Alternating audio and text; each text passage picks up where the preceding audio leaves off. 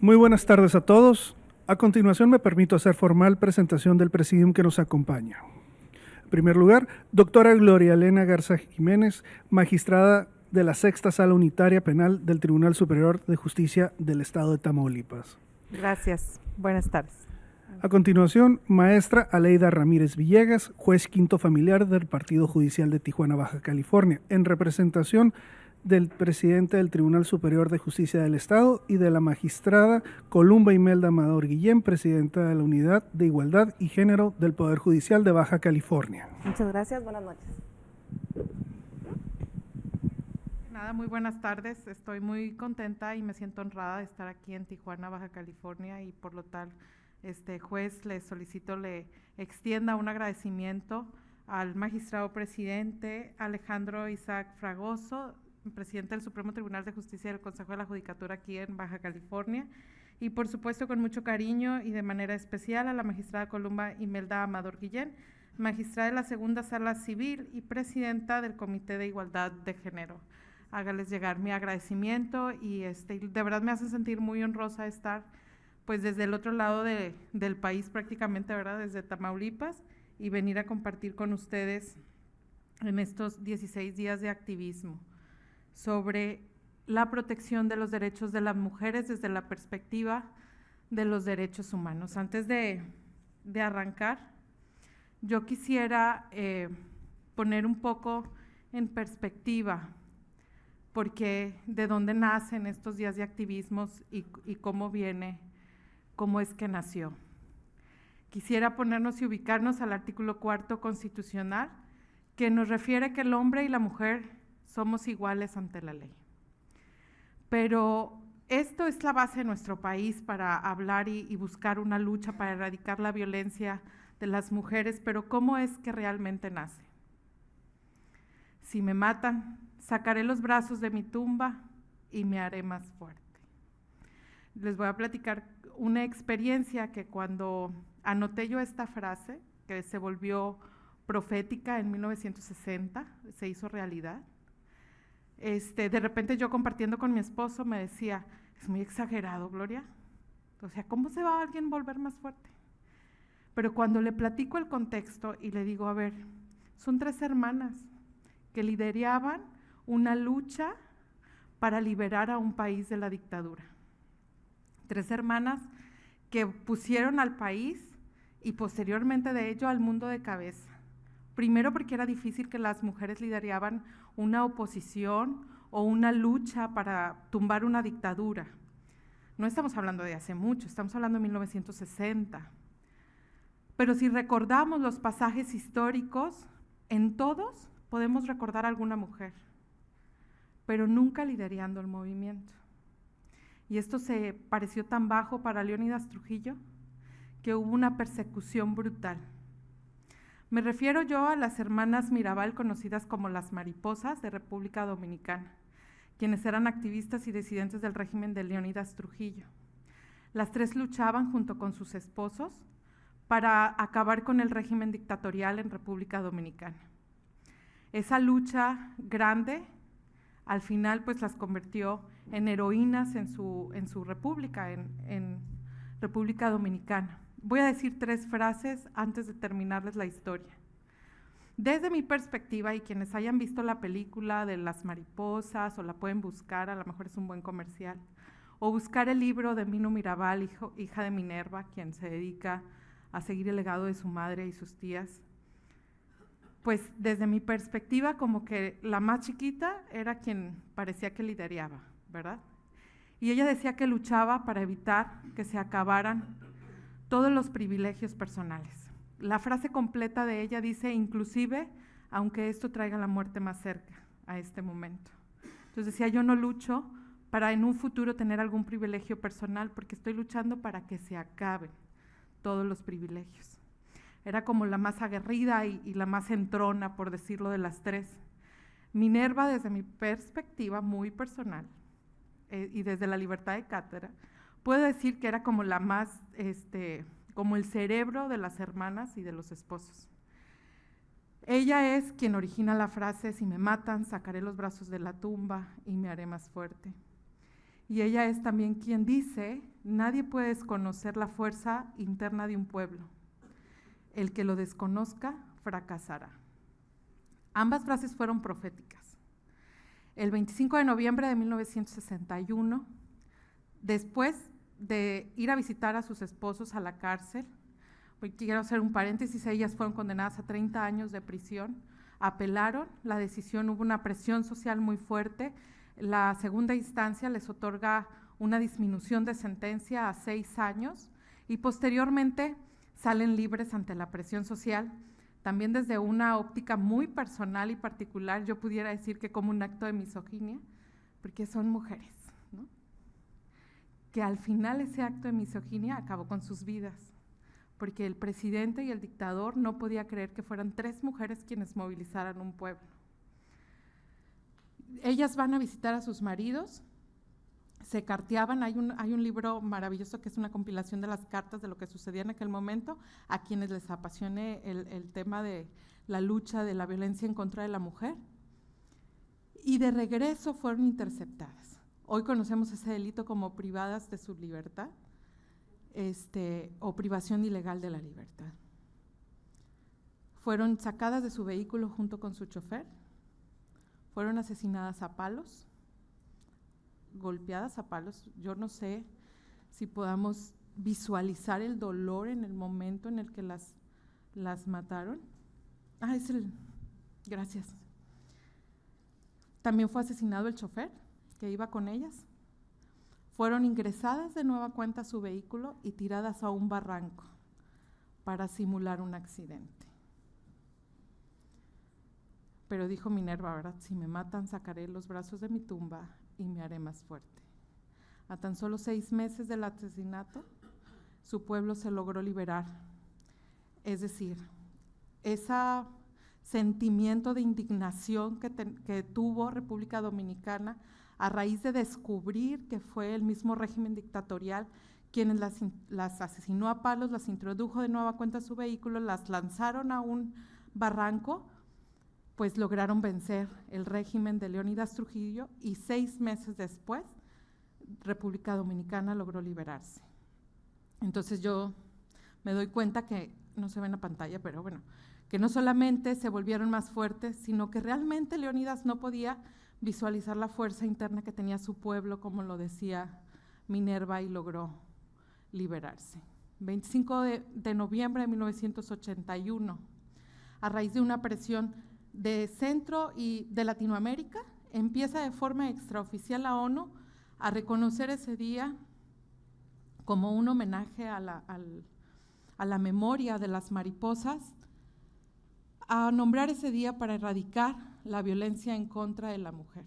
Pero no es hasta 1993 donde hace una declaración la ONU, donde habla y ya determina algunos mecanismos para la eliminación de la violencia. Y en el año 2000, emite una resolución donde ya designa de forma formal el 25 de noviembre como el Día Internacional para Erradicar la Violencia en contra de la Mujer. En 2017, para erradicar todo tipo de violencia. Ya no solo esta persecución política o la violencia física, porque el 25 de noviembre, a raíz del asesinato de las hermanas, pues lo que buscaba era visualizar la violencia física o una violencia política en contra de la mujer, sino aquí todo tipo de violencia a partir de 2017.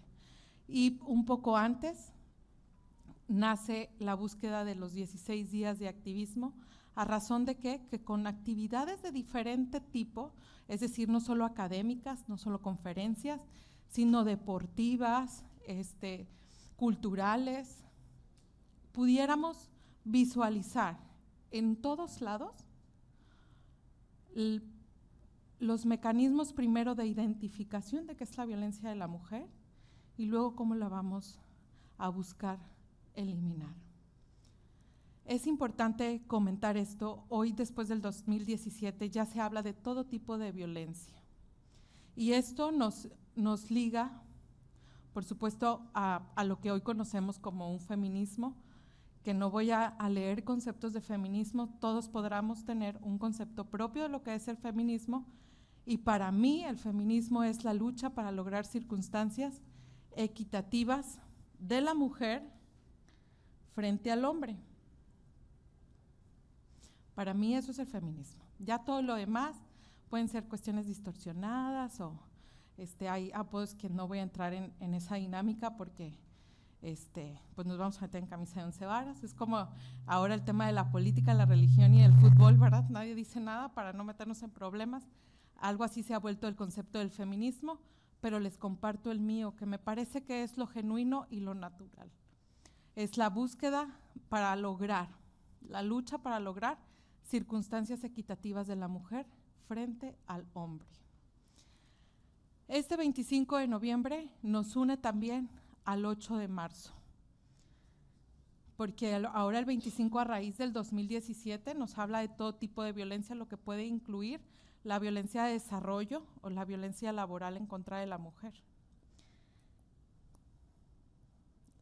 ¿Qué es el 8 de marzo? Pues lo recordamos con una catástrofe acontecida en Nueva York por un incendio a una empresa textil donde se quedaron encerradas cientos de mujeres que trabajaban en condiciones muy adversas y en condiciones inhumanas, pero pues que resultaba entonces para la empresa textil una obra de mano, una hombre muy barata, y la mujer pues no podía trabajar, entonces no tenía opción y era una fuente de empleo para la mujer. A raíz de este incendio y de movilizaciones y marchas, que entonces no era común, surgen 4 conferencias mundiales de la ONU al respecto. La primera en la Ciudad de México en 1975, la segunda en Copenhague en 1980, la tercera en el 85 en Nairobi y la cuarta en Beijing. Estas conferencias nos dejan primero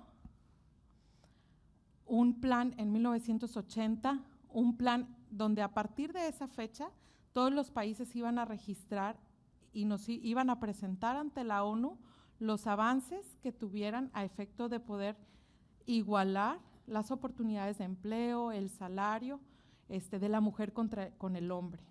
Pero lo más impactante de esto es que ahí reconocen que la mano de obra de la mujer representaba el 50% de las horas de trabajo en el mundo, pero tan solo el 10% del ingreso total.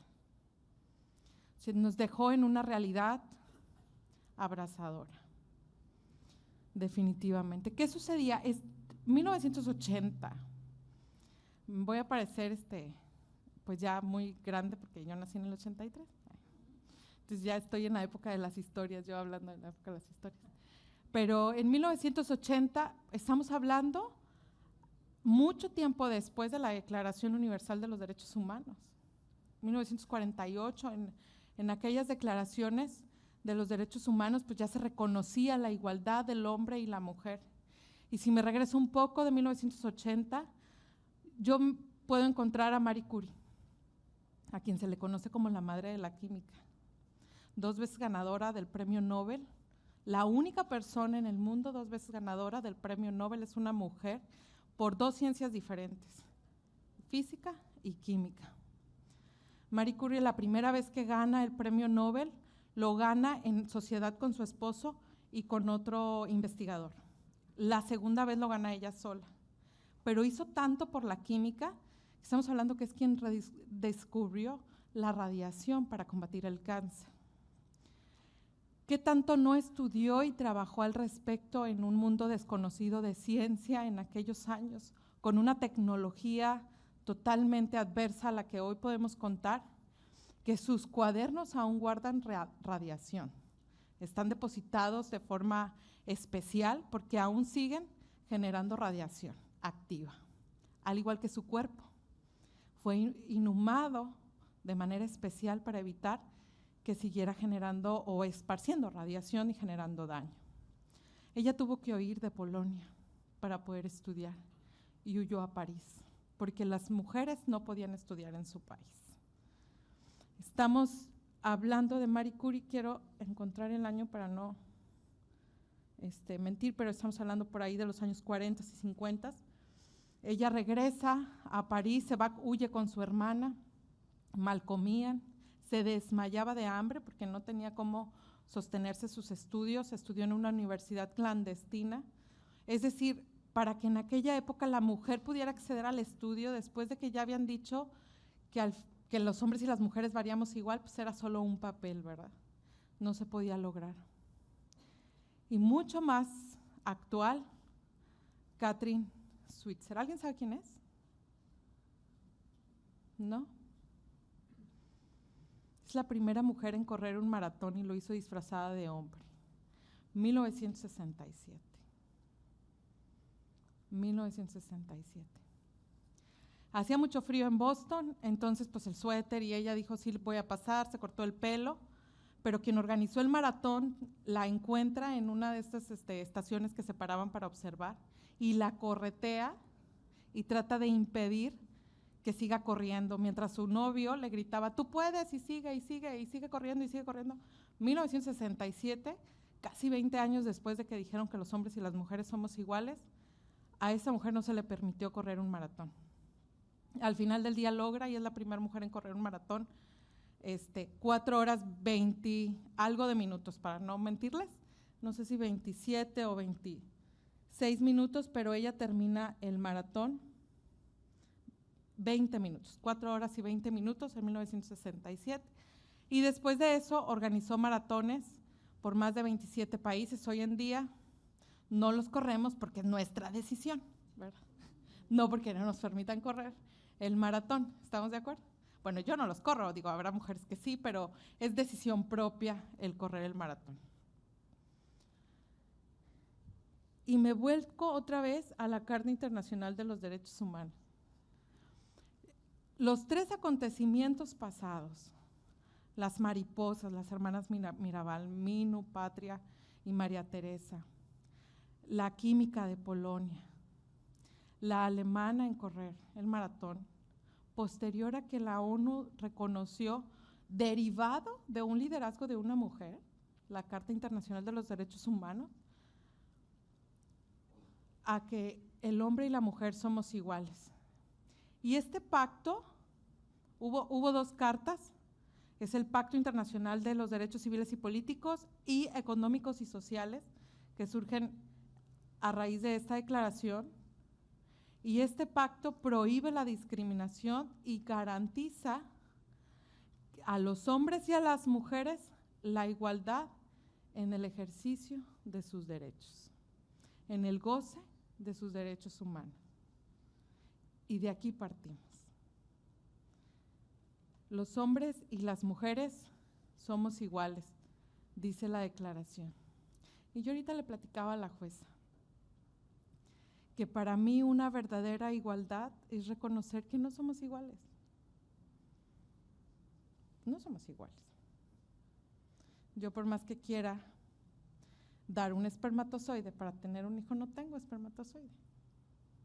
No somos iguales.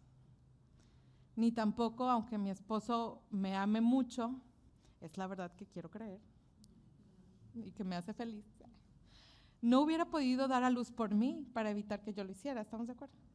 No somos iguales y no nos hace menos y no tenemos que tenerle miedo a decir que no somos iguales. A mí me encanta no ser igual, o sea, a mí sí me gusta ser mujer y me siento a gusto ser mujer y no me imagino que mi marido sea igual que yo, porque a mí me gusta mi marido, ¿verdad? Entonces no somos iguales. Para garantizar el ejercicio de todos los derechos para todos los humanos, debe ser desde un entendimiento de la desigualdad. No le tengo miedo a decir que no somos iguales, pero tampoco soy igual a Josefina. Y es mujer, y no tiene nada de malo. Y tampoco soy igual a la juez. Y es mujer, y no tiene nada de malo. Todos ocupamos circunstancias diferentes para hacer efectivos nuestros derechos. Y a lo mejor es muy fácil entenderlo cuando hablamos de la discapacidad. Es que yo necesito un elevador porque tengo una discapacidad motriz y porque lo puedo ver a simple vista y lo puedo reconocer. Pero, ¿qué nos hace diferentes? cada 28 días tenemos cambios de humores. Eso nos hace diferentes. Y es importante, quiero hacer un énfasis en esto, es importante reconocer nuestras diferencias porque es lo que nos va a permitir saber qué se ocupa para hacer efectivos nuestros derechos. Y parece muy simple, ¿todos aquí son personal del Poder Judicial?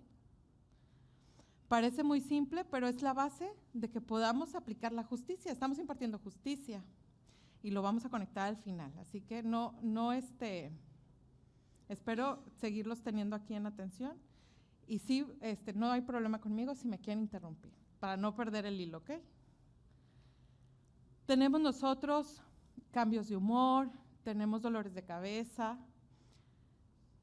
y eso verdaderamente nos va generando desventajas ante el hombre, porque también anímicamente somos diferentes. ¿Quién de aquí es papá? ¿Usted es papá? ¿Usted es papá? ¿Y están con la mamá de sus hijos? ¿Sí? Cuando se enferma el niño, ¿quién va con los niños? Manuel dice que él, ¿usted? ¿Los dos? ¿Sí? Aquí la de la mala suerte soy yo, ¿o cómo? A ver, ¿quién es mamá? ¿Aquí hay mamás? Y cuando se enferma el niño, ¿quién atiende al niño? Él. No, sí, soy de la mala suerte. Usted. Bueno, en Tamaulipas, pero ahí va el punto. O sea, no quiero decir que mi marido sea desobligado. Claro que sí va, más si es de noche, les voy a decir por qué. Yo en la noche me desconecto. Yo me desconecto y el tren, las vías de tren de mi casa, que es su casa, pasa bastante cercano y se escucha y retumban las ventanas y yo ni lo oigo. Tengo la conciencia bien tranquila. Me desconecto. Entonces, de noche sí se hace cargo mi marido, pero en el día yo traigo una preocupación adentro de mí que quiero saber si trae la fiebre o no la trae la fiebre, que si le dieron la medicina o no se la dieron, que sí. Y al señor, o sea, se puede ir a trabajar bien a gusto sin el pendiente. Yo a veces prefiero llevarme al niño y yo tengo la impresión que es un tema de naturaleza.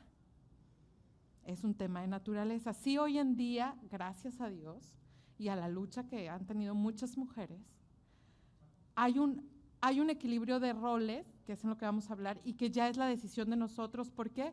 Porque ambos trabajamos fuera de casa en su gran mayoría y nos tenemos que ajustar en los horarios. Pero una realidad, aunque pareciera aquí muy bonito, una realidad es que la cabeza de mamá está sobre el niño aunque esté trabajando, porque a lo mejor tienen una audiencia que no pueden diferir. Y estás atendiendo la audiencia y está tu cabeza atendiendo a la criatura, ¿no? O mensajeando a ver si alguien quien te está ayudando en casa le dio la medicina o no se la dio, y estás llegando y corroborando si se la dio o no se la dio, pero por naturaleza no sucede igual la preocupación con el varón. Y esto hace, además de eso, es parecido igual con los deberes domésticos. Y yo aquí quiero decir que hoy en día tenemos la fortuna de poder escoger los roles, pero estoy hablando con compañeras del Poder Judicial. No siempre se puede, ¿eh? O sea, yo los invito a que vayamos a una colonia y aún el escoger el rol en la casa no es opción. Yo pude llegar a un acuerdo con mi marido y yo escogí el rol en mi casa. A mí me encanta saber que mi casa se limpia, de la puerta de la sala para adentro. El patio es de él, que él se encarga del patio, ¿verdad? Pero a mí me encanta de adentro porque a mí me gusta y es un rol que nos pusimos. A mí me gusta atender a mis hijos y yo cuando salgo del tribunal me convierto en mamá Didi, ¿verdad? Y a todas las actividades del after school y a llevarlos, y que si una piñata o que si esto y que si el otro. A mí me gusta estar con mis hijos, pero evidentemente pues hay un pacto en casa, tan es así que hoy estoy aquí, ¿verdad? Hoy no los pude llevar yo a su actividad en la tarde. Pero ¿qué pasa con los trabajos? Realmente los trabajos tienen esa libertad para que el cuidador de casa, mamá o papá, cuando solo haya un cuidador, pueda atender a sus hijos y pueda trabajar. No hay esa libertad, porque no hay guarderías especializadas para niños mayores salud. de 6 o 7 años, a lo mejor, de 2 y 3 turnos, por ejemplo. No existen, porque hay trabajos de 3 turnos, ¿verdad? No hay esa realidad y eso es lo que nos hace diferentes. Hoy puedo decir que no solo a las mujeres, pero en su gran mayoría a las mujeres. Y entonces, cuando yo quiero ir a calificar para un trabajo, no entro en el molde deseado. No entro en el molde deseado porque si además quien está en recursos humanos no está concientizado, lo primero que me va a ver a mí como mujer es si estoy en edad reproductiva. Y si tengo pareja, para saber si a los 3 meses o 6 no le voy a pedir incapacidad por maternidad. Y saquémonos el que eso no pasa, porque sí pasa. Es lo primero que uno le buscan a uno como mujer, ¿verdad? Y luego ahorita platicábamos con la juez y le decía yo, es que hay tantos tipos de violencia normalizados que a veces ni los percibimos.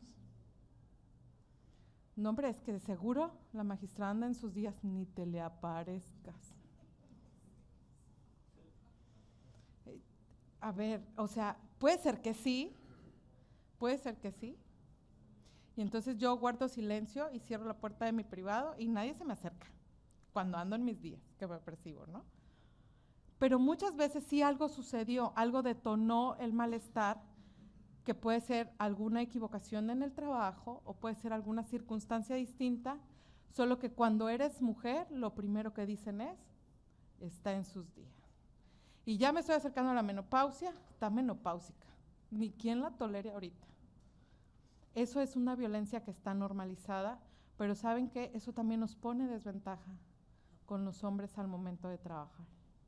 Nos ponen una desventaja que nos obliga o nos exige trabajar más. Si nosotros vamos a una empresa y medimos productividad, vamos a ver mayores resultados efectivos en la mujer.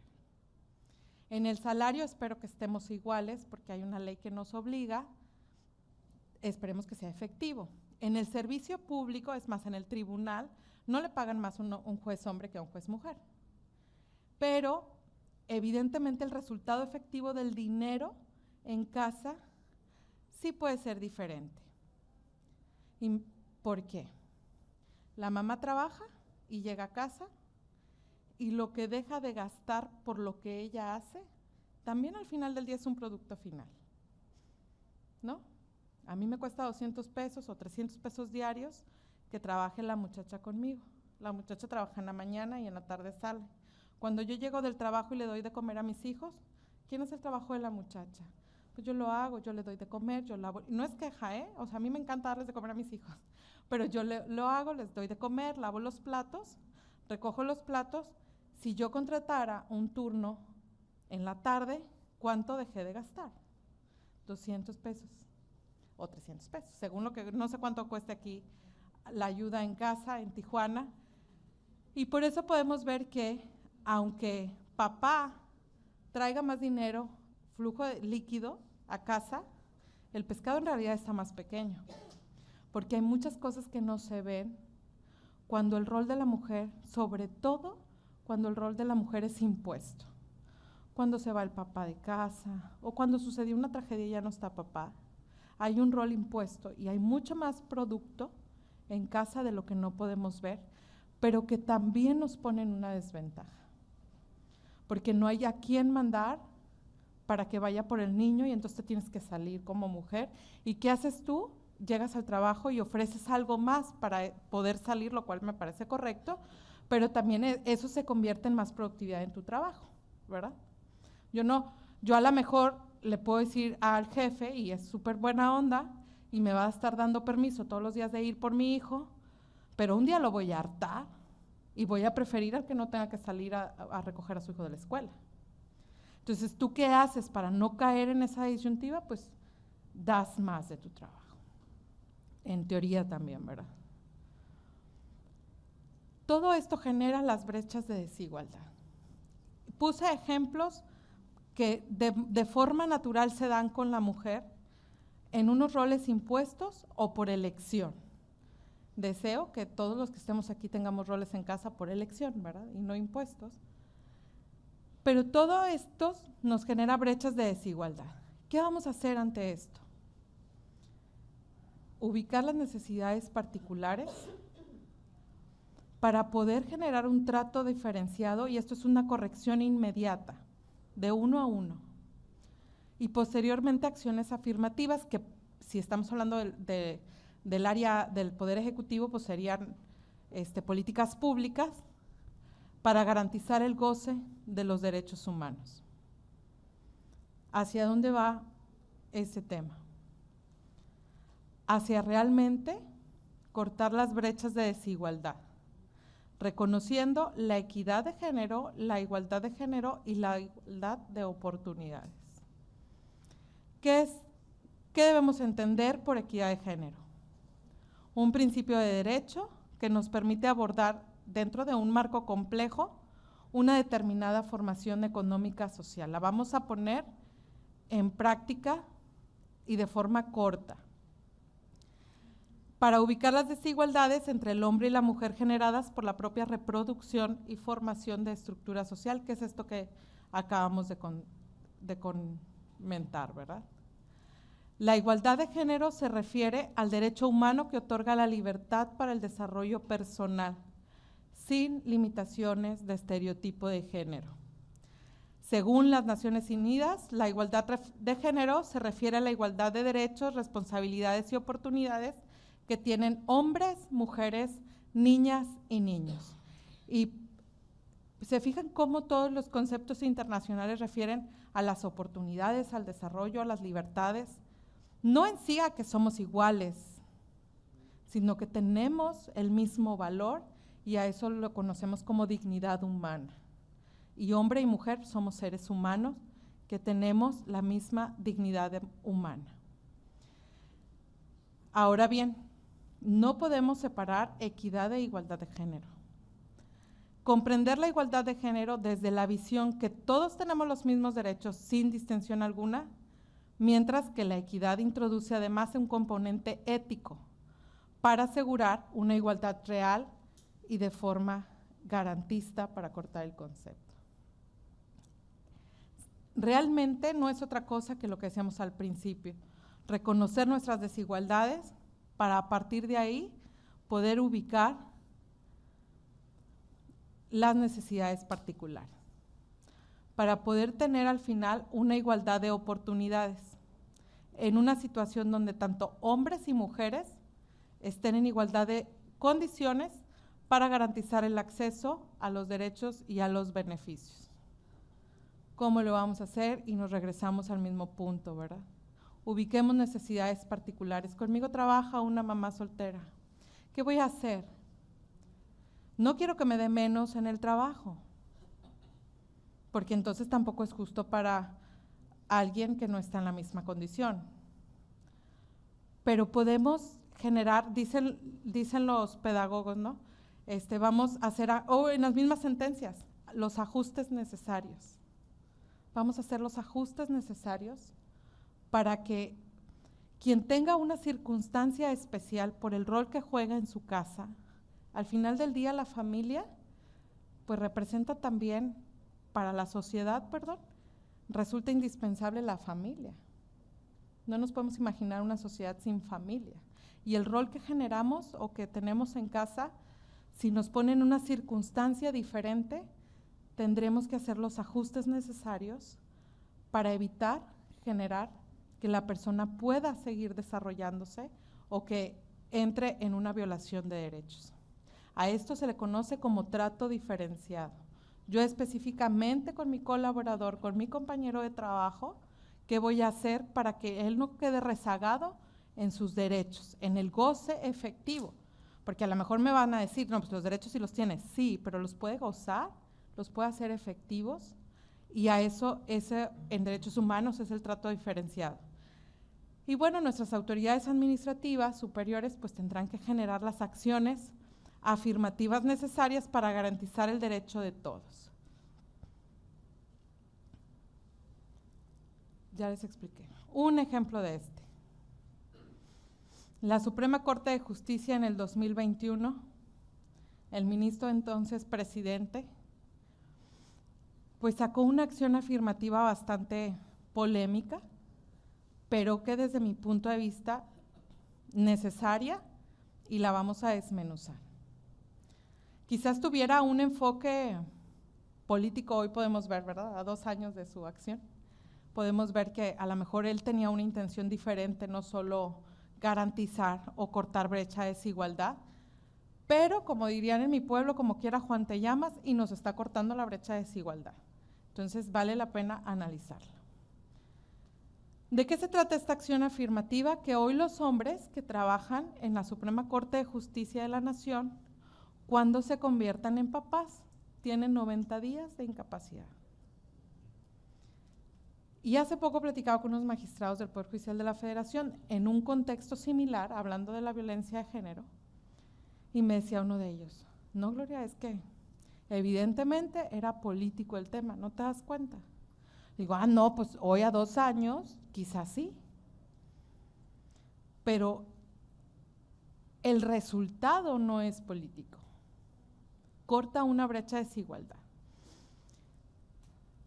En marzo íbamos a dar una plática parecida donde traía esto y pregunté que si lo podía decir, porque no voy a meterme en un tema sensible, yo había pedido permiso en marzo, pero no llegó. Digo porque es un derecho bastante progresivo, ¿verdad? No lo tenemos en Tamaulipas y no lo estoy comercializando, pero vale la pena analizarlo, ¿verdad? El magistrado en ese momento me decía, Gloria, lo que pasa es que pues ya nadie quiere trabajar, o sea, ahora se van a agarrar los hombres teniendo hijos con una y con otra para no ir a trabajar. Y yo dije, bueno, pues cada quien y su moral, o sea, ¿no? Mientras no nos piden que los mantengamos, pues yo, o sea, yo cómo le voy a cortar a alguien su derecho a su reproducción, ¿verdad? A su desarrollo personal. Y tampoco creo que les salga más barato tener 3 hijos al año a los hombres, ¿no? Ya los quiero ver manteniendo los que tenemos en casa, como para andar trayendo otros hijos. O sea, ¿cuándo se iba a aplicar? O sea, el magistrado se metió, por eso no doy el nombre, se metió a estudiar otro tipo de índoles que decía yo, bueno, pues ya habrá uno que le quiera jugar al vivo, pero a los 2 años se va a dar cuenta que no se puede. O sea, ¿cómo los vas a mantener? Yo como mamá creo que social, o sea, en el ámbito del núcleo familiar, sirve bastante para el desarrollo del menor. Pero el golazo, aunque haya sido como chanfle lo que hicieron, que yo creo que no, la Suprema Corte de Justicia tiene profesionales bastante estudiosos, al final del día nos genera un pasito hacia adelante a la igualdad sustantiva. ¿Por qué? Porque ahora si voy a la Suprema Corte de Justicia a pedir trabajo, no les va a importar si estoy o no en edad reproductiva. Porque igual, es más, a lo mejor al varón lo deja tantito un paso más atrás, porque es más fácil que durante más tiempo el hombre pueda procrear que la mujer. ¿Estamos de acuerdo? Pero nos dejan una igualdad sustantiva. La segunda, no combate estereotipos de género. Pues ya estás ahí. O sea, ¿qué sucede actualmente cuando tenemos un hijo y papá regresa a trabajar antes que mamá? Mamá está 24/7 con el bebé. Si es cesárea, pues ni les cuento, que además lo amamanta y le cambia el pañal sentada, ¿verdad? Y llega el papá a las 8 de la noche fastidiado. Esa es una realidad. O sea, yo de verdad sí me enojaba con mi marido si algo me decía en la noche, porque no, yo vengo fastidiado, pues sí, pero era una realidad. O sea, él se está también trabajando, pero nosotros qué culpa tenemos, al final también estamos trabajando. Digo, ¿quién está atendiendo al bebé? Aunque tengas ayuda en tu casa, más si son los primeros días, tú lo quieres cambiar, lo quieres bañar, le quieres dar de comer, lo quieres atender. El que papá esté en casa 24/7 contigo sí combate este estereotipo. Y aunque hoy en día papá también te ayude a cambiar pañales, no lo hace igual si viene después de estar trabajando las 10 horas en el Poder Judicial, ¿verdad? Lo hace, bueno, en el Poder Judicial de la Federación, no sé aquí cómo les vaya, pero los señores en Victoria no tienen vida, los que trabajan en el Poder Judicial de la Federación. Ahora imagínate, lo que va a regresar a casa, pues no le va a ayudar en nada a la esposa, ¿verdad? Con esta circunstancia, realmente combate un estereotipo y corta esta brecha de desigualdad y por supuesto que reduce la discriminación. Antes de avanzar, ¿pudiéramos escuchar a alguien al respecto? O sea, ¿qué es lo que les pudiera generar cuando ven esta acción afirmativa del Poder Judicial? Ay. ¿Alguien quisiera comentar algo? ¿No? ¿Para despertar? Lo que pasa es que en muchos países de Europa ya se ve desde hace muchos años que tenían ese derecho los hombres, cuando tenían un bebé, de tener días, variaba de un país a otro, ¿no? Entonces, esto realmente fue nuevo en México, pero en otras partes del mundo era algo que ya lo tenían desde hace muchos años. Sí, claro, como que no descubrió el hilo negro. Ajá. No descubre el hilo negro, y eso es parte de lo que decía el magistrado, y es cierto, pero no siempre las acciones de mejora son una acción novedosa a nivel mundial. ¿La ocupamos en nuestro país? Yo creo que sí. Las circunstancias económicas en Alemania, por ejemplo, que están 1 a 1, 3 meses, mamá y papá, pues de Alemania con México no se pueden comparar, y yo no sé qué pasaría en la iniciativa privada si esto se convierte en ley. Me refiero a un tema ya económico, pero en la praxis este solo es un ejemplo de una acción afirmativa real que combate estereotipos de género de manera efectiva. ¿Cuál pudiera ser otra acción afirmativa? Pues un servicio, por ejemplo, de guardería para los niños con más de 6 años. ¿O quién te recoge a los niños cuando sale a la 1 de la tarde? ¿A qué hora salen aquí de la escuela? ¿A la 1? ¿Quién los va a recoger? Si mamá sale a las 3 del Poder Judicial. ¿Quién va por ellos? Es una necesidad real que tenemos, y que pues a lo mejor las escuelas de tiempo completo sería la solución, ¿no? Los horarios extendidos, pero donde no estén como atendiendo nada más al niño, donde esté realmente cuidado, pues, porque esa es otra preocupación. A las trabajadoras de maquiladoras que están en el tercer turno, por ejemplo, no les quieren llevar a las guarderías de noche, porque no hay una garantía real de qué está pasando con el bebé en la noche, cómo lo cuidan, porque es horario de dormir del bebé también, evidentemente, y sus condiciones. Pero bueno, estos son ejemplos de las acciones afirmativas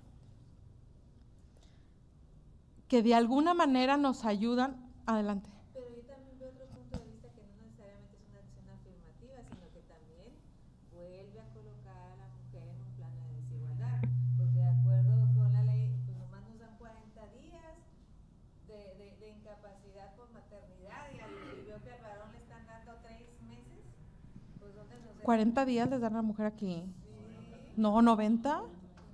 40 días antes, creo que Así, 45 y 45. O sea, 45 y 45. colocando en una posición de desventaja, lejos de ser ventajoso, hasta es ofensivo. Sí, aquí habría que ver en qué momento o sea, yo quiero pensar que los 90 días son igual cuando se la dan a tu mujer, se la dan al papá. No, pero aquí habla de 3 meses posteriores. Todas las que hemos sido mamás. Ah, sí, no queremos regresar a los 3 meses. 3 meses de la vida, los primeros 3 meses del bebé, pues requiere de mayores cuidados. Y a nosotros las mujeres no nos la dan. Entonces esa acción debería de estar tachada. Tachada. Digo, Es un muy buen punto. digo, es ofensivo. A mí me ofende. Lo que sucede, Que ya pasé mi edad reproductiva. mi edad reproductiva, le voy a decir qué sucede como en el Poder Judicial de la Federación, que tienen ISSSTE. Mis 2 hijos me tocó que nacieran cuando yo trabajaba para la Federación, y yo el último día que fui a trabajar fue un viernes y mis hijos nacieron el lunes, entonces yo tuve los 90 días después del nacimiento. Antes se permitía, ahorita ningún trabajo permite eso. ¿Pero ni en el ISSSTE tampoco? Tampoco, es a partir de que nace el bebé, le cuentan los 45 días. Habría que analizarlo. Entonces yo la leí desde mi perspectiva, dije así fue, analizándolo desde, o sea, mi vida profesional en la Federación, ¿verdad? Dice la ley de trabajo, pero bueno, es una acción que desde mi punto de vista nos coloca a las mujeres otra vez en otro plano de desigualdad, porque a nosotros en ninguna ley nos dan 3 meses posteriores al parto para estar con el bebé. Sí, qué incongruencia, ¿no? Yo quiero pensar, y lo voy a analizar, y me lo llevo de tarea, si en el Poder Judicial se las dan posteriores al parto. O sea, pues se los están dando igual que a la mujer. Hay una cosa que todavía no es una ley esto. No, es un acuerdo interno, O sea, solo es para trabajadores del Poder Judicial de la Federación. Por eso decía, yo creo que a ellos les aplica por esto que te decía yo también, en la Federación si nos permitían hacer ese movimiento, y se lo corren así. Pero, pues es una buena observación. Yo lo leo de primera mano y…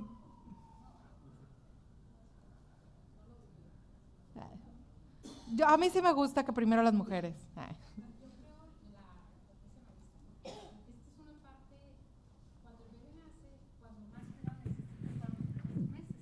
Entonces, es evidente que está en una situación así bien utópica de que el hombre va a estar ahí con ella y que le va a ayudar. Entonces, sí es una ventaja para uno como mujer que el hombre esté en la casa y que se ocupe, no sé, a lo mejor hay un bebé más grande, llévalo a la escuela, atiéndelo y ocúpate.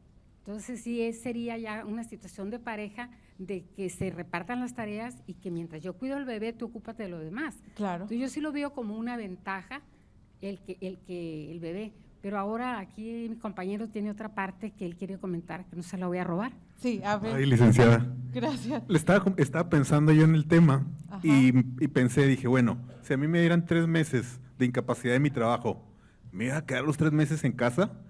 ¿Ayudaría esos 3 meses a mi esposa? Esa fue la… Eso también me reviró el magistrado. Eso me dijo, es que se la va a pasar jugando el póker o el dominó con los amigos, me dijo el magistrado también. Cerrando el primer punto, yo quiero pensar que el Poder Judicial es así, porque me tocó vivirlo en la Federación. Yo puedo contar mi experiencia de vida. Cuando mi primer hijo, papá no trabajaba en la ciudad donde yo vivía, y ese hijo, pues me tocó chutármelo solita, ¿verdad? Por así decirlo, iba cada fin de semana y cosas así, pero pues es igual que estás… práctico, o sea, la mayor parte del tiempo sola, ¿verdad? Y el segundo bebé tocó que mi esposo ya estuvo en la ciudad. Entonces, pero no es concebido de el Espíritu Santo el primero, ¿eh? Entonces, el segundo bebé que ya estaba en la ciudad, la experiencia que yo tengo con mis hijos, que se lo compartí al magistrado de la Federación también, porque le decía eso, que al respecto, en respuesta a lo que usted dice, hay un apego, y Josefina, que viene conmigo de Victoria, pero no porque sea su jefa, pero estoy segura que no me va a dejar mentir, hay un apego diferente entre mi hijo mayor y mi hijo menor con mi marido, y a los dos tuve la bendición de poderles dar leche materna. Pero hay un apego diferente, totalmente, o sea, no quiero decir que el chiquito no me quiere, o sea, yo creo que sí me quiere, y yo lo siento, ¿no? Pero el grande, o sea, el grande es… no se me desprende y bueno, es como les platico, ¿verdad? Cómo es el grande conmigo y el chiquito es así con mi marido. ¿Qué sucede? Que esto ya no tiene a lo mejor tanto hilo con el tema de género, pero ¿qué sucede los primeros 2 años de vida del bebé cuando sale de mamá? No sabe que no pertenece al cuerpo de mamá. El bebé hasta los 2 años se da cuenta que no es parte de la mamá. El trabajo de papá es desprender psicológicamente al bebé de la mamá. Por eso ayuda mucho que papá esté en casa con el bebé y que papá lo cargue y que papá lo cambie. Para que entonces el niño ya no solo esté buscando el olor de la mamá y el latido de la mamá, empieza a entender que no es parte de mamá. Cuando yo estudio esto, le encuentro lógica al tema de mi hijo menor, porque además el grande Chipil, porque ya había otro bebé, ¿verdad? Digo, aparte se llevan 1 año, 11 meses, entonces todavía era bebé el grande, ¿no? Pero el otro Chipil y yo más pegada entonces con el otro, porque pues pobrecito era el grande y así, pero papá hizo bien su trabajo de despegar, o sea, de que el niño entendiera en tiempo que no era parte de la mamá. Entonces, biológicamente, para un desarrollo emocional sano del bebé, también funciona que papá esté en casa, para que pueda ayudar a este proceso que a lo mejor tiene poco tiempo que se trabaja en él. Que ya si papá va a ayudar o no va a ayudar, pues como dijo Joaquín, que si va a ayudar o no, pues también la respuesta la tuvo la compañera, cuando dice, pues es que se tiene que poner de acuerdo con el marido, ¿verdad? O sea, yo creo que sí, pero es un tema que decíamos ahorita de roles por elección y trabajo en equipo. No nos meteremos a que si es papá, papá, mamá, mamá, o sea, en la familia somos un equipo de la diversidad de familias con la independencia de lo que cada quien creamos en casa, de la inmensidad de tipos de familias que hay. En la casa somos un equipo para que funcione a lo que la empresa que le llamamos familia, ¿verdad? como suceda, ¿no? Entonces, tenemos que tener roles por elección. Cuando no es así, cuando no hay rol por elección, nos somete a quien no decide el rol en casa en una situación de desigualdad. Si yo no decidí que voy a ser la que va a barrer, ¿quién lo decidió por mí? Ah, no, pues mi marido. Entonces, ¿quién vale más en esa casa? No lo tengo que decir, o sea, a lo mejor mi marido dice, no, mi amor, tú y yo somos iguales. Sí, pero yo no decido si quiero barrer. Tú me estás imponiendo que voy a barrer. Entonces, ¿somos iguales o no somos iguales? Y ahí empieza, desde mi perspectiva, el génesis de la violencia. Porque entonces ya no somos nosotros inferiores. Somos nosotros inferiores. La ONU dice que hay 5 tipos de violencia. Ahorita vamos a explicar otras 2. 5 tipos de violencia en el ámbito privado a niñas y mujeres: económica, psicológica, emocional, física y sexual. Yo no sé si tengamos que explicarlas todas. Económica, de manera muy fácil, yo controlo no solo el dinero líquido de casa, ¿no?, sino lo que puedes tener y no, las propiedades que puedas tener y no, lo que puedas comer y no. Yo controlo lo que materialmente puede ingresar en casa, la parte que se cree superior, porque ahorita también de repente ya sucede al revés, aunque al varón le dé vergüenza aceptar que sufre violencia en casa, ¿verdad? ¿Qué se diferencia de la psicológica a la emocional? En la emocional, el objetivo es hacer sentir inferior y que no vale a la contraparte. También son insultos, también son gritos, o sea, hablando de la psicológica y la emocional, pues también es verbo, ¿verdad?, que emana de la contraparte, pero en la emocional, al final del día, yo me siento nada. No vales nada, eres una tal por cual, que al final del día valgo nada, me hace sentir que valgo nada. La violencia física, pues todo lo que pueda sentirse con el tacto, en dolor, igual a dolor, ¿no? Un empujón, un golpe, etcétera. Y la violencia sexual, pues podemos encontrar el acoso, la violación correctiva dentro de una pareja, o la cultura de la violación, ya está normalizado. Pues sabes que no quiero, pero pues ya está normalizado, ¿no? Hay una cultura de violación porque pues soy su esposa y entonces tengo que. Esos son los tipos de violación sexual en materia de la ONU. También nos dice hoy en día que hay una violencia en línea y digital. El ciberacoso, el sexteo o sexting y el doxing. Por el ciberacoso entendemos envío de mensajes intimidatorios. Si tú no haces esto, yo le voy a decir a tu mamá, o le voy a decir a tu papá, o le voy a enseñar a tus hijos quién eres, o le voy a decir a tu jefe para que sepa qué clase de persona está en su oficina, o estoy como amenazando, intimidando. El sexting, pues es envío de mensajes explícitos. Si ustedes ponen sexting en Google, les aparecen otras fotografías, pero es horario familiar. Entonces, solamente pongo una chica viendo el celular, pero es muy explícito, sin ropa o con ropa interior o en acto. Eso es el sexting. Y el doxing es hacerlo público y liberar la identidad. No solo publico tu foto del cuello para acá, que ahora a los adolescentes cómo les encanta, ¿verdad? Ya no se van a dar cuenta quién soy. Pues sí, pero entonces el novio ya le puso, mira, y luego dicen, es la vieja que traigo, ¿no? Y ya le dio el nombre, pues no sale su cara, pero ya liberó la identidad. Entonces eso es el doxing y son los 3 tipos de violencia digitales que reconoce ya la ONU. Y antes de la conferencia, les decía a los compañeros con los que platicaba que existe una convención que es como nuestro marco macro, además de la Constitución para nosotros impartidores de justicia, aquí en México, que es la Convención Belém do Pará, que quiero pensar que la mayoría de nosotros utilizamos el término y espero aún más anhelado que la mayoría de nosotros conozcamos el contenido de la convención. Esta convención paradójicamente solo reconoce 3 tipos de violencia, aunque la ONU ya nos habla de 5 violencias en lo privado más la violencia digital, ¿verdad? Que es la psicológica, la física y la sexual.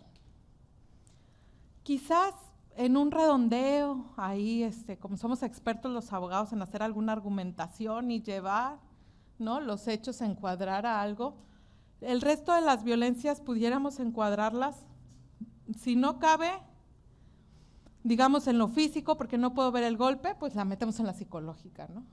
Pero sí hay diferencias reales. Y la violencia pues sexual, inclusive el ciberacoso, pudiéramos meterlo dentro de la violencia sexual porque nos delimita.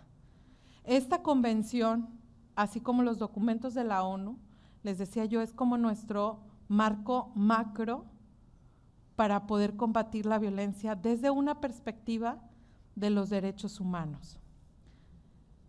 Y no cabe solo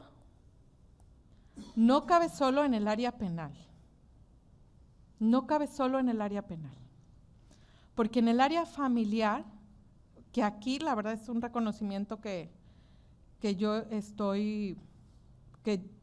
yo aprovecho para hacer por este avance que está teniendo Baja California, por poder hacer como una jurisdicción mixta, que entiendo que lo están haciendo en base, me decías, a la de Coahuila, ¿verdad?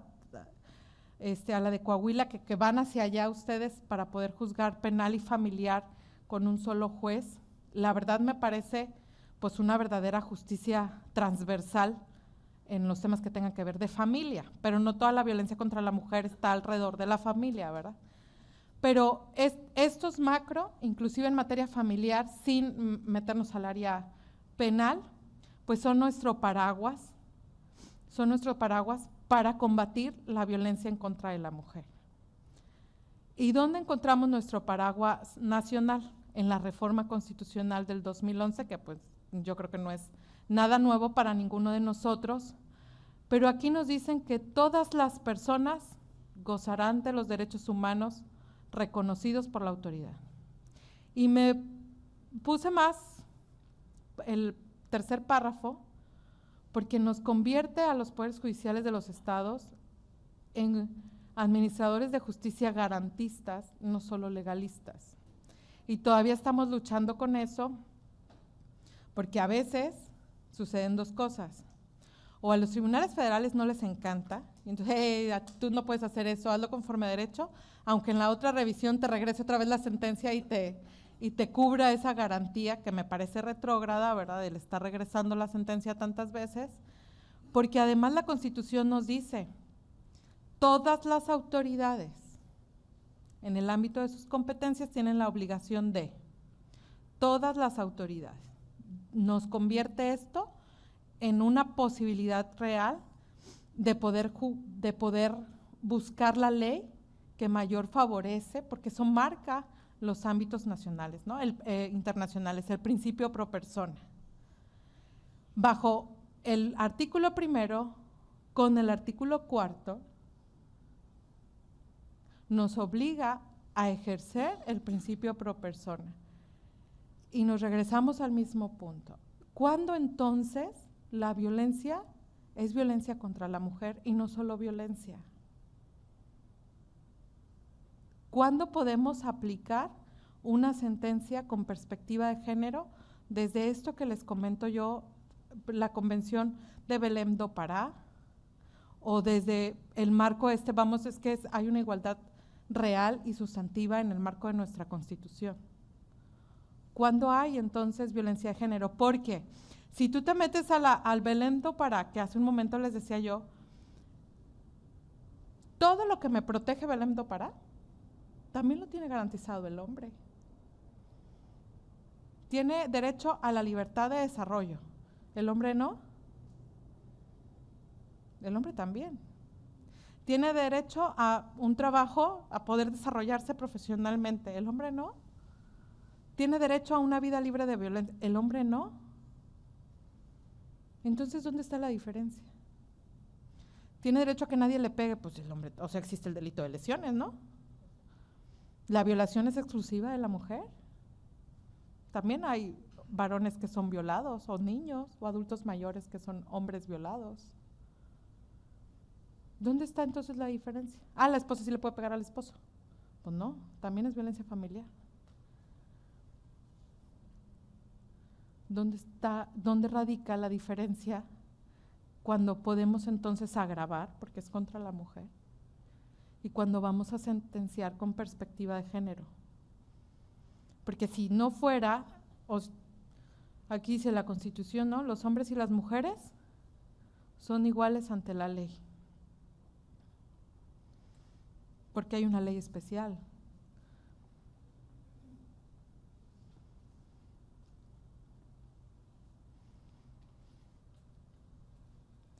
Y regresamos, porque yo decidí trapear o me impusieron trapear. Yo lo digo bien bonito, vayan a mi casa a ver si es cierto. Sí. Vayan a mi casa a ver si es cierto que yo decidí el piso de mi casa, ¿no? Porque nos encontramos cuando la mujer fue ejercida en violencia, estando en un sentido de inferioridad contra quien la ejerció.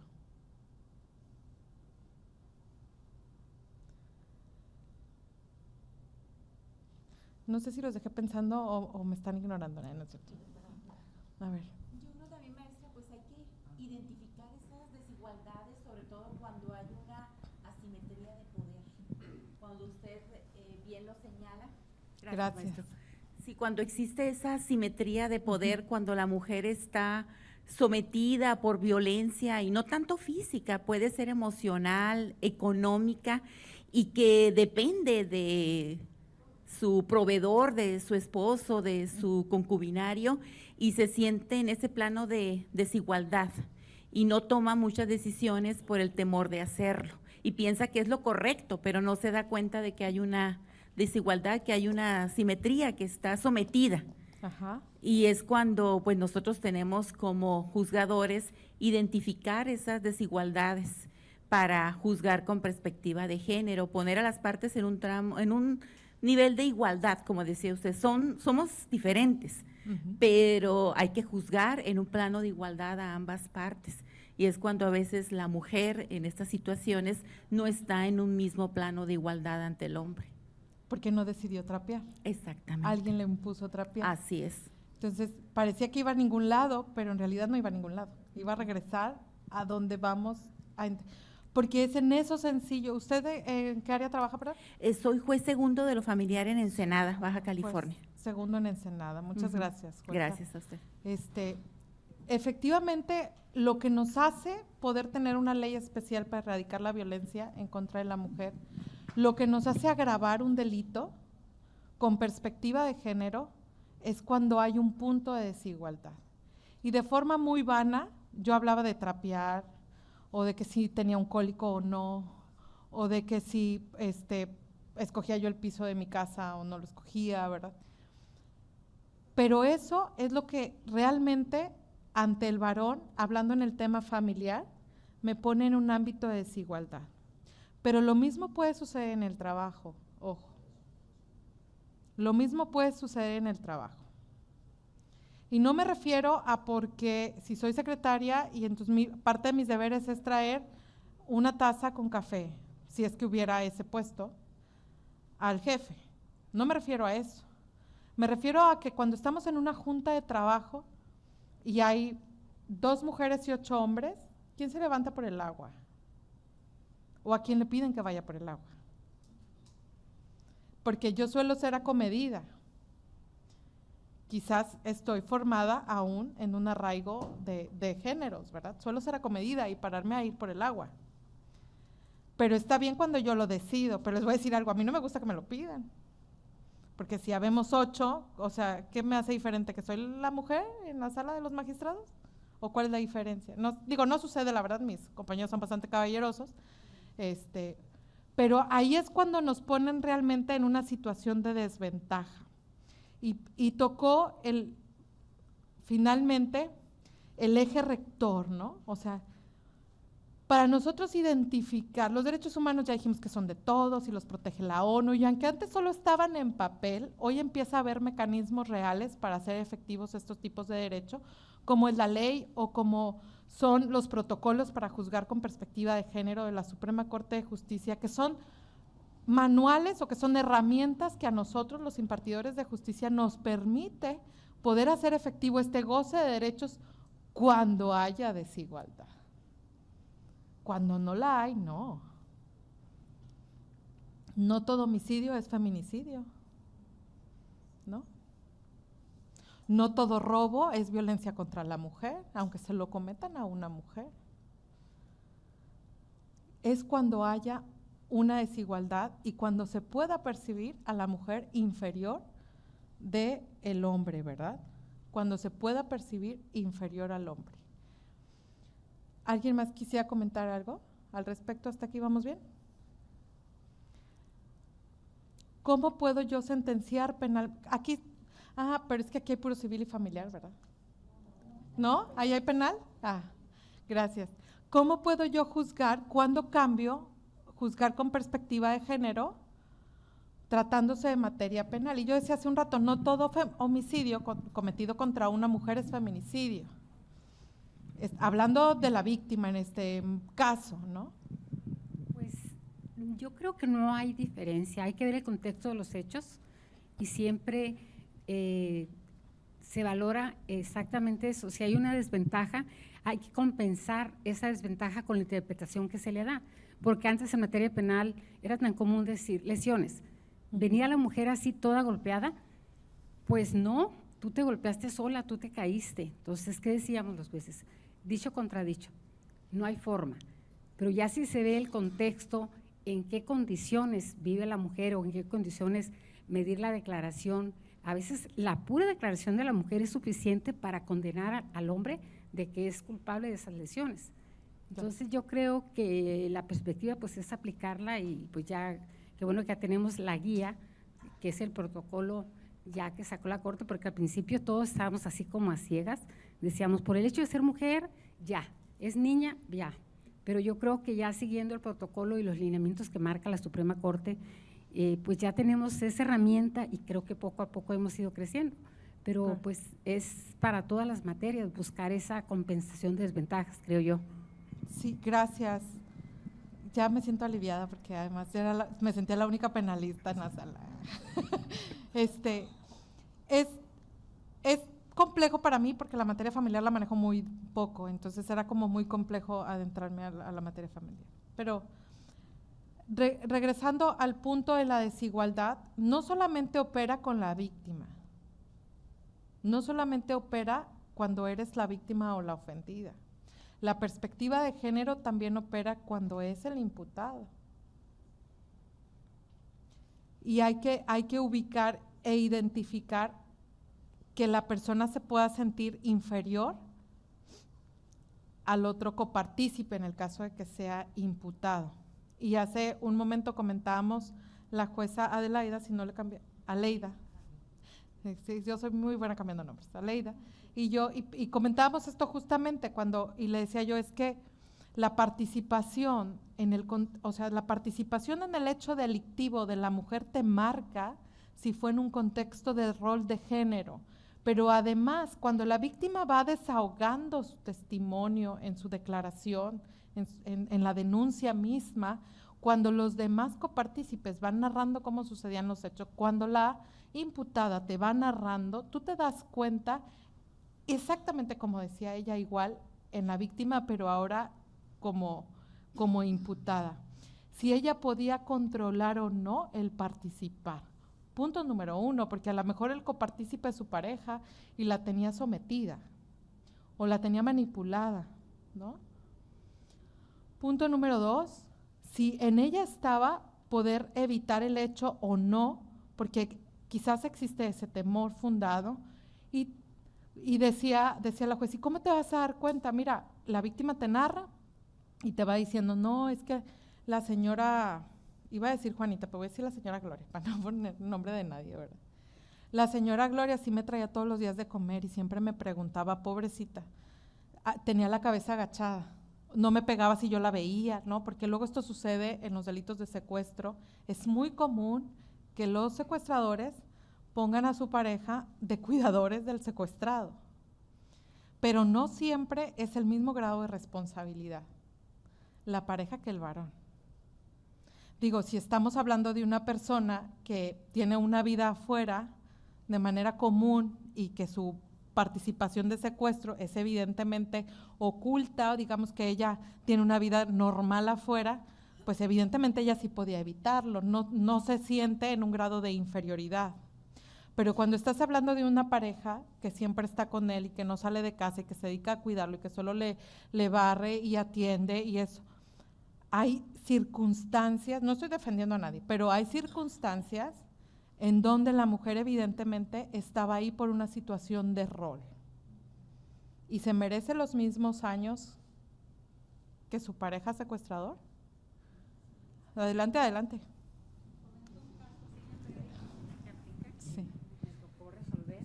Gracias. En centro, bueno, es que tenía frío. Sí, yo tengo ahorita una acumulación de pues varios juzgados, ¿no? Entonces es normal que haya discrepancia del criterio que tuvo pues algún juez o jueza compañera, ¿no? Entonces me tocó resolver un asunto que ya llegó propiamente para sentencia y se había procesado a una pareja, papá y mamá, era delito de corrupción de menores, aparentemente porque hacían el acto sexual y colocaban a los niños para que observara. Pero del contexto de todos los hechos yo pude advertir que la esposa, que también estaba siendo pues, procesada, pues estaba sometida por él y él la obligaba, porque había ciertas posiciones de los niños que decían, mi mamá no quería y ponía un trapo para que no viéramos, pero si ella hacía, mi papá le pegaba. Detallitos, ¿no? Me llevaron a absolverla a ella del delito y condenarlo nada más a él, usando la perspectiva de género precisamente. Claro. Entonces, una situación de ese tipo. Gracias por la participación. Es una situación a lo mejor actual que acaba de vivir la compañera, pero que es importante visibilizar que no siempre, y agradezco la participación, que no siempre la perspectiva de género tiene que ver con la víctima. Tampoco siempre tiene que ver con una materia familiar. Realmente la perspectiva de género es para aplicarse de forma transversal. El Poder Ejecutivo está como en este tema de gobernabilidad y gobernanza y todo esas novedades en la administración pública de cualquier nivel. Está de moda esto de los ejes transversales, ¿verdad? Y uno de ellos también es el tema de mujeres, pero en la administración de justicia sucede exactamente lo mismo. La paridad de género, así como la perspectiva de infancia, juzgar con perspectiva de infancia, es transversal, es en cualquier materia. El punto es poder generar la habilidad de identificar cuándo sí y cuándo no, porque es una línea tan delgada que si no, entonces es como si tú vas a la calle y le preguntas a una víctima, ¿qué hace la Comisión de Derechos Humanos? Defiende a delincuentes. ¿No? Es común, bueno, en Tamaulipas es común que eso es la percepción social, porque ha sido tan garantista con la parte, digamos, imputada, porque también hay que decirlo, el Estado fue, digamos, rebasó, ¿no? O decía un maestro de constitucional, tenía el garrote más grande, y entonces llegó la CODET y ya le está nivelando como el garrote, pero en pues le creció a la Comisión de Derechos Humanos, y ahora el garrote pareciera que está contra la víctima. Esa misma línea y eso que sucedió en materia de derechos humanos en el área penal, nos puede suceder con la perspectiva de género. Si no es que en algunos lugares ya se puede percibir eso, ¿no? O sea, pudiéramos inclusive encontrar comentarios de, híjole, pero nada más que no te toque con esta magistrada porque eres hombre, ya bailaste. Te va a aplicar la equidad de género porque la contraparte es mujer. No se trata de eso. Se trata de poder despertar la habilidad de identificar cuando sí hay perspectiva de género, o sea, cuando sí, o yo creo que la forma correcta de decirlo es, la perspectiva de género te da esta herramienta de identificar cuándo tienes que hacer el ajuste razonable. para poder poner entre igual a las contrapartes. Y tampoco es una circunstancia que solo el hombre pueda tener para con la mujer, o que sean de sexos opuestos. Y no estoy hablando de, ¿cómo se le llama? De mi sexualidad. Estoy hablando en lo general. Hay mujeres misóginas, mujeres que tienen una pareja heterosexual misóginas. ¿Se da la violencia de género? Por supuesto que se da. Por supuesto que se da porque entra en o sea, no estamos entre iguales. Y también la paridad de género y la equidad de género se debe hacer a la inversa. Hay circunstancias hoy donde los roles, el varón toma, y hay un estudioso, no recuerdo qué país, pero que lo pudo expresar verbalmente de manera bastante clara. Dice, hoy el varón toma el rol que tenía la mujer, así sea independientemente de la sexualidad de su pareja o de él propio, ¿no? Porque él decide quedarse en casa, ayudar con la limpieza del hogar, ir por los niños a la escuela, limpiar la casa, pero de igual forma, al tomar el rol se siente inferior y puede ser violentado por la mujer. Los mecanismos y las acciones afirmativas en nuestro país, como en el mundo entero, empiezan para tratar de nivelar estas desigualdades o esta deuda histórica del valor que tiene uno frente al otro en la sociedad, en la ley, en el ejercicio de sus derechos. Y todos los instrumentos que nosotros encontremos, en la mayoría de estos, dice el hombre contra la mujer. La realidad hoy en día es quién se encuentra inferior sobre quién y se debe de aplicar, sin importar que la contraparte sea mujer o sea hombre. Y es como el delito de violación, ¿verdad? No tiene que ser un hombre para contra una mujer, ¿no? Se da cuando sucede esta intromisión, esta violación a ese derecho y que exista una inferioridad de la contraparte para poder nivelar a las contrapartes. ¿Cuándo podemos nosotros encontrar la necesidad de hacer este ajuste necesario? Cuando la condición de la mujer resulta ser la génesis de la violencia sufrida. Nos damos cuenta cuando es inferior. Una violencia la que sea, ¿cuándo se va a aplicar los protocolos, la Convención de Belém do Pará? Cuando esa violación al derecho, al que sea, de la materia que sea, nazca derivado de su rol de mujer. La segunda condición es que haya inferioridad, ¿verdad?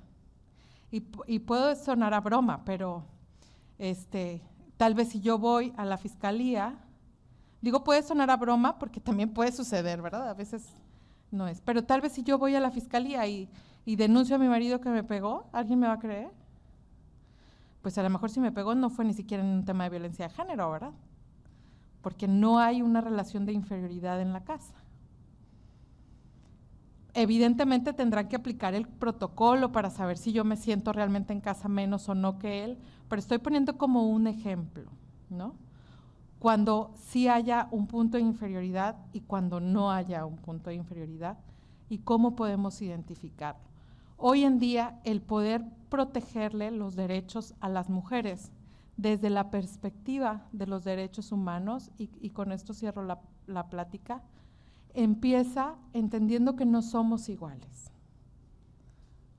y que esa desigualdad, visibilizar esa desigualdad nos permite identificar lo que se requiere para ejercer los derechos igual que el hombre. Defender los derechos de la mujer desde la perspectiva de los derechos humanos en un ámbito ya ejercido como violencia nos permite identificar si la mujer se encuentra en una situación de inferioridad que el hombre, que lo dijo atinadamente la compañera, que además es familiar y no penalista, pero Esa es la clave en las sentencias penalistas, inferioridad del hombre, nos permite generar los ajustes razonables en las sentencias para equilibrar esa deuda en las partes, esa desigualdad de las partes. Y comienza desde los pequeños detalles cuando le tomamos la declaración. Pero ¿saben qué es lo más importante? Humanizar el expediente. Todos somos aquí impartidores de justicia, de una materia o de otra. Y las sentencias que emitimos trascienden a familias y a personas. Y si no humanizamos el expediente, empezamos a perder la habilidad de detectar los detalles en las mínimas palabras que nos dan las partes. Todo cuenta, lo que nos dicen las partes, todo cuenta. Es importante no perder que el expediente trasciende a humanos. Hay que humanizarlo, sin romantizar la justicia, me queda claro, ¿verdad? Con los asegúnes que nos podamos enfrentar. Hace un rato y platicando con la juez, lo tomo en consideración y lo comento porque a veces es importante como saber el contexto de a dónde vas, ¿verdad? Pero tenemos el mismo temor que tenemos en Tamaulipas. ¿Qué va a pasar cuando regrese del Tribunal Garantista del Amparo, ¿no? ¿Qué nos va a decir el colegiado o el juez del amparo indirecto al respecto de la emisión de la sentencia? Y yo le decía a la licenciada que al final, cuando nos preocupan los asuntos y en la sentencia plasmamos tanto lo que motiva y fundamenta la garantizar o el sentido de la sentencia, los detalles que suceden en el expediente, la verdad es que hay un éxito también en la materia del amparo. Pero hay que visibilizar a las partes, hay que humanizar la sentencia, sin nombrarlas, ¿verdad? Hoy dependiendo de los tipos de delitos, pues no puedes nombrar quién es, ¿verdad? Y yo agradezco también tener una muy mala memoria con los nombres, porque también me permite no empezar un caso con un prejuicio, ¿verdad? Ya lo traía, es común con mis compañeros escuchar eso. Yo la verdad es que no, porque no me aprendo los nombres, entonces no tengo eso. Pero con humanizar me refiero a entender que son personas a las que les estamos impartiendo justicia. Seguro hay una contraparte no a gusto, por supuesto, uno pierde y uno gana. Pero hay que humanizar la justicia para identificar esos detalles, esas florecitas o esas tachas que encontramos en las palabras de las partes, nos van a permitir saber cuando hay necesidad de aplicar el protocolo de perspectiva de género para poderle garantizar los derechos a la mujer, que no son diferentes a los de los hombres. Por eso es importante verlo desde los derechos humanos, más allá que el derecho de la mujer.